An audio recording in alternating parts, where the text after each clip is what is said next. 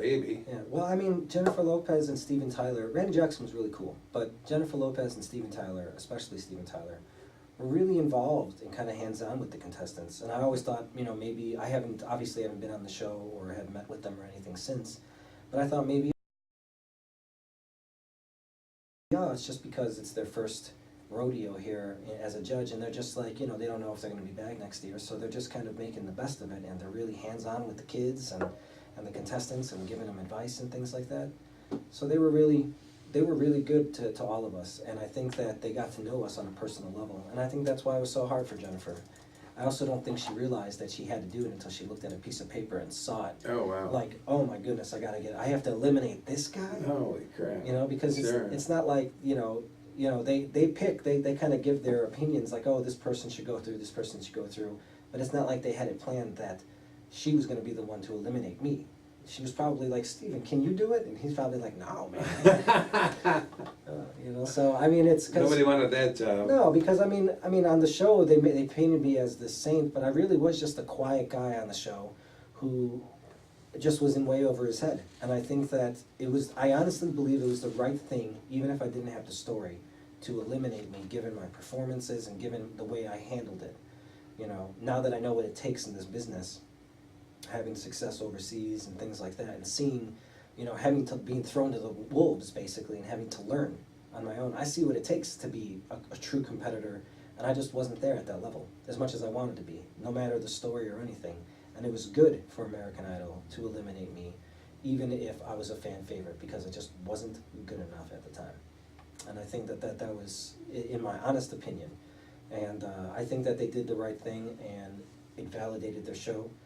It validated what they're all about, and it also shows the kind of power it has, that right after I was eliminated, Universal Interscope had a song given to me, and they were written with words that I had said on the show, and it became a #1 hit and gave me a career overseas. Hopefully I can get some traction here in the United States. I haven't tried in 3 years, really, to come out here, but now I'm playing a string of shows, hoping to do a U.S. tour, hoping to get a label out here, But I probably wasn't ready 3 years ago. I think I have a lot more to offer now, We're hoping for some success. We're expecting a lot of success, because you are one talented individual. Thank you, man. You really are. There's no doubt about that.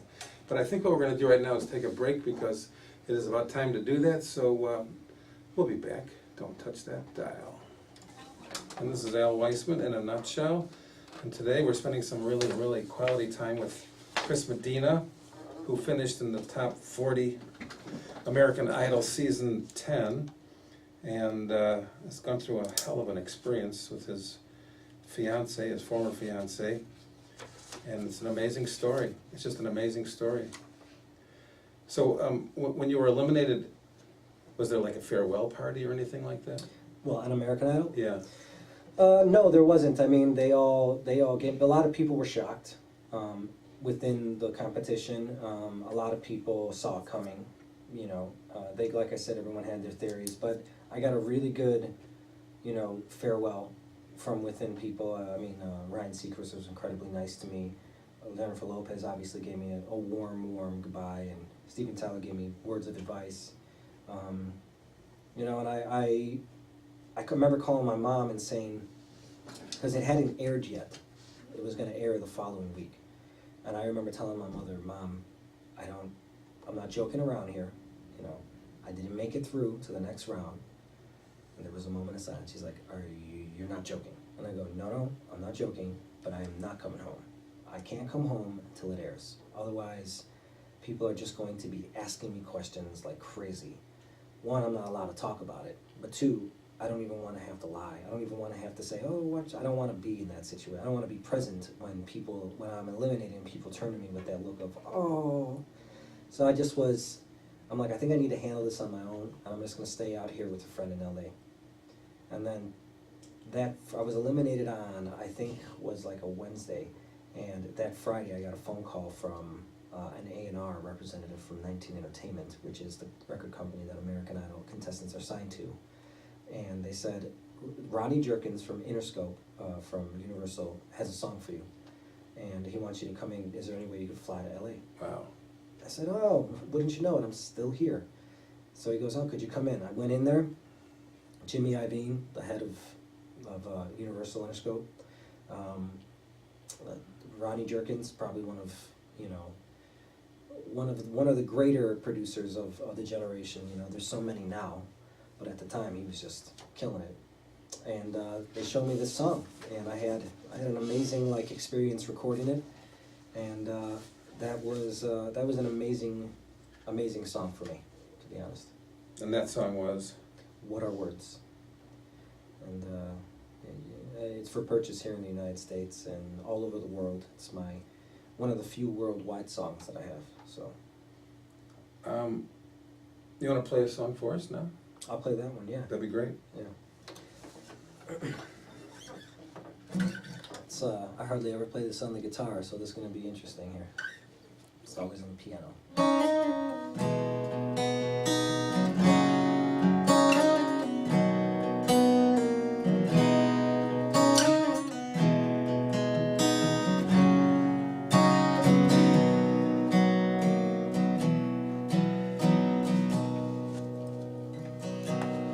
Anywhere you are, I am here. Anywhere you go, I'll be there. Anytime you whisper my name, you see every single promise I'll keep. 'Cause what kind of guy would I be if I was to leave when you need me most? What are words if you really don't mean them when you say them? What are words if they're only for good times and it's all? When it's love, yeah, you say them out loud. Those words, they never go away. They live on, even when we're gone. And I know an angel was sent just for me, and I know I'm meant to be where I am, and I'm gonna be standing right beside her tonight, and I'm gonna be by your side. I will never leave when she needs me most. What are words if you really don't mean them when you say them? What are words if they're only for good times and it's all? When it's love, yeah, you say them out loud. Those words, they never go away. They live on, even when we're gone. Anywhere you are, I am near. Anywhere you go, I'll be there. And I'm gonna be here forevermore.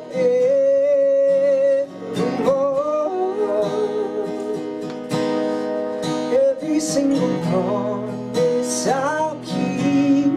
'Cause what kind of guy would I be if I was to leave when you need me most?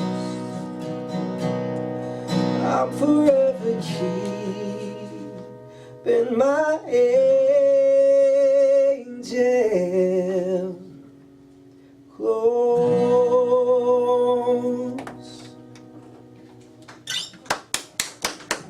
Very cool. Excellent. Put your heart into it, man. Al Weissman, in a nutshell.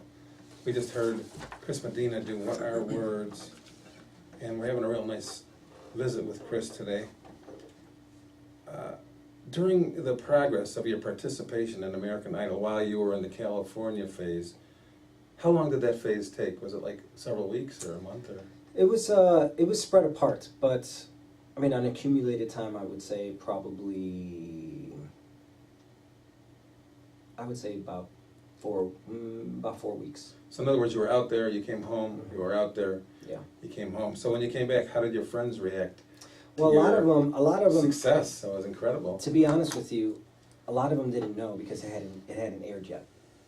So when it finally aired, and I was home while it aired, people, you know, I had told a couple friends. What a here and there. unique position to have been in, that you know that you've got this unreal thing cooking on the West Coast and nobody around here Yeah. even knows it's happening. To be honest, it's not like they tell us much about the show anyway. It's not like they inform the contestants too much about it. So it's like, you know, I know that I'm on the show. I know that I made it past these rounds. I know that there was cameras there, but I don't know if they're going to even, because some contestants were on the show that they never even got a spot on TV. You know, they had went through their whole run and made it very far, but they didn't even get 1 second of airtime. Wow. So They made it from the local screening area out to California, and then they're still eliminating people out there. Mhm. So when do they start giving airtime? At what number of eliminations? Sometimes- 100 or? sometimes they never get it. Sometimes, I mean, there are people who Oh. they make it to the voting rounds Right. and they didn't have 1 second of airtime. And you think to yourself, how do the American people even know who this contestant is? They do that? I never heard of such a thing. I know it happens, and What's the point? I know. And some of these contestants are all heartbroken. You know, like they can't believe like how they feel like they're against the odds. But you know, Against the odds. They're out of the odds. yeah, you know, Pia Toscano, she had an amazing run. She made it to number 9 or something, maybe even 6. I'm not sure. But I don't even think she got an incredible amount of airtime. I think she got a little bit. There were some other ones who really didn't get a ton of airtime. It just happens that way sometimes. But like I said, I had no idea if I was going to be on. So I didn't want to make a big deal about it and be like, oh, I'm going to be on American Idol, and then they didn't show me. So I just kind of kept it to Very myself, smart, sure. told a couple friends, didn't really say anything. But my friends, obviously, they were so excited for me that after it aired, I was at home when it aired, and you know, I had some friends go, "Hey, we're gonna go celebrate you at Blarney Stone, Nice. out there in Oak Forest."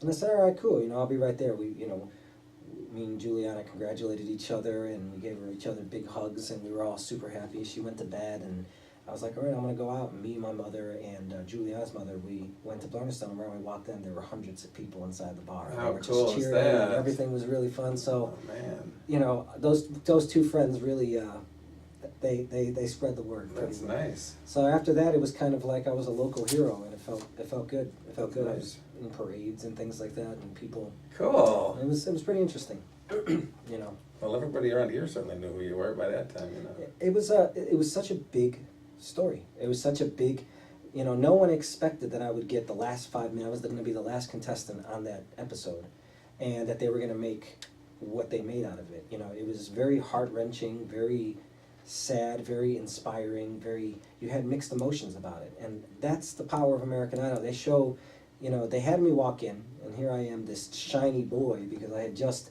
shaved and I was all chubby and I looked like a Gerber baby.